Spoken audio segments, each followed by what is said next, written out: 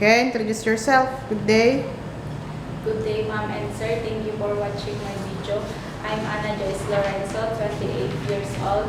I have one daughter. She's 5 years old. And I have one brother, one sister.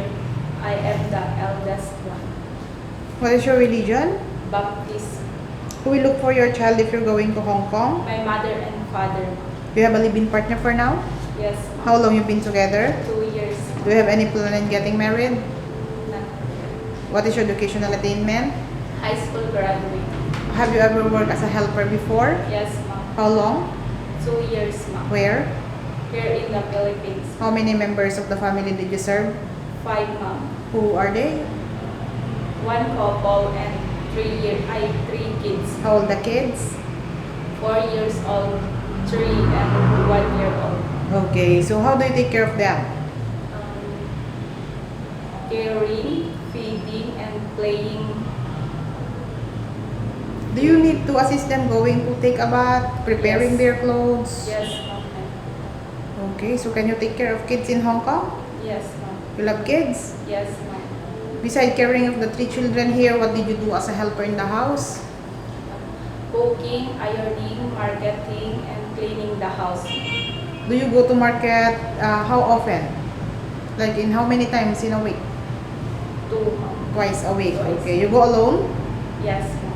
Why do you want to work in Hong Kong? I'm willing to work Hong Kong for my family and my children. Okay. And how long you want to work in Hong Kong? Until my employer wants me. You know how to cook? Yes, ma'am. Can you cook Filipino dish? Yes, ma'am. Okay, are you willing to learn how to cook Chinese food? Yes, ma'am. If your employer will only offer you twice a month off and the 2 other off will pay you, is that okay for you? Yes, ma'am. Are you willing to share job with other helper? Yes, ma'am. Your day off will not fall on Sunday, no problem with that? Yes, ma'am. Are you ready to go Hong Kong anytime now? Yes, ma'am. Are you afraid of any pet? No, ma'am. Your future employer is watching you. What can you assure and promise to them? Hello, ma'am and sir. Please do hire me and I will do my duties and responsibilities. I am a hardworking. Thank you, madam and sir.